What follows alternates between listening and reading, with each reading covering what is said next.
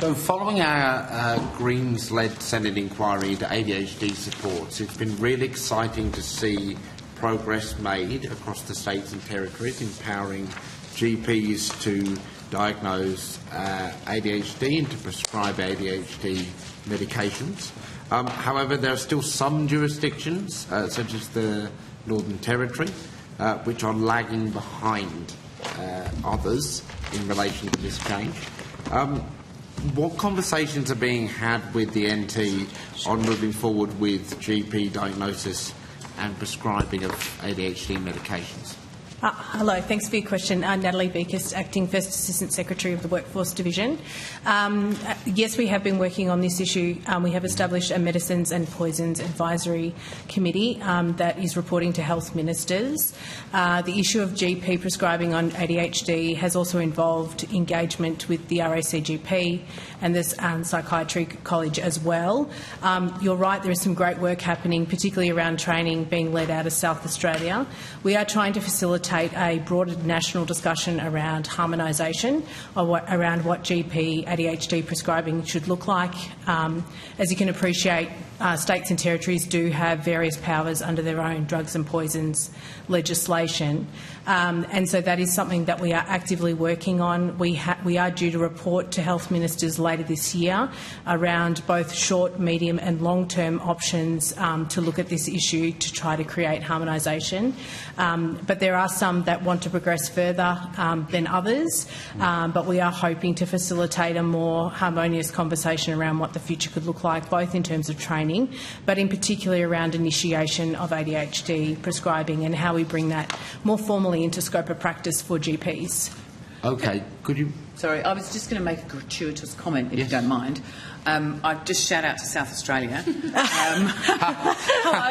hello, who have done a really fantastic job in this area. We've had some excellent feedback from people.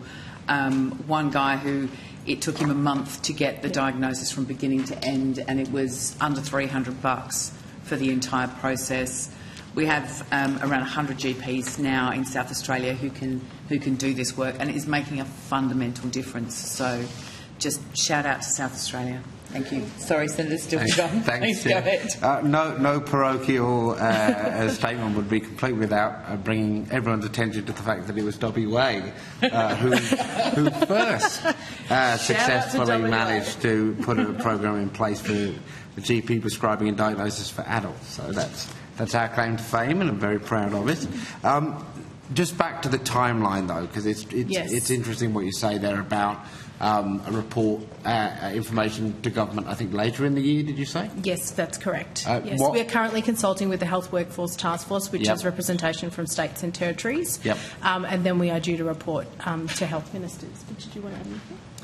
Nick Morgan, Assistant Secretary, Workforce Division.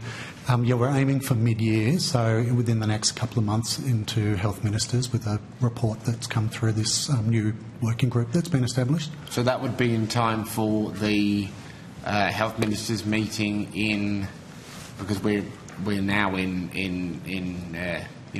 at the mid-year point or just past it. So the next two health ministers' meetings are in September and then I believe December. So I'm not yet clear exactly, Senator, which one we are tabled for. Right. But certainly we are progressing those more fulsome conversations, including how we get states and territories to share the good work that has been happening and try to create more consistency nationally. Okay.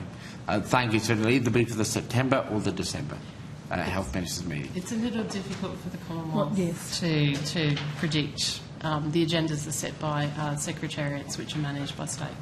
Yeah, okay.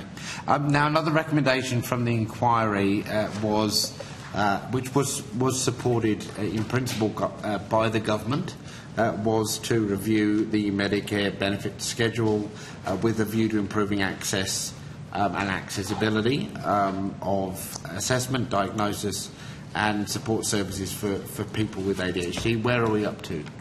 That doesn't sit with us. We'll check to see whether the officers from Outcome 2 are still downstairs that can tell you more about that work.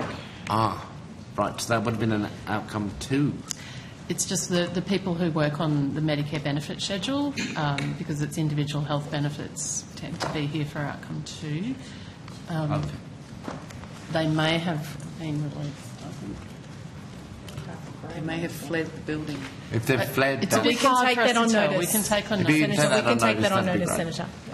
Senator. The government also supported in principle the inquiry recommendation to implement neurodiversity affirming public health campaigns on ADHD. Where would that be up to?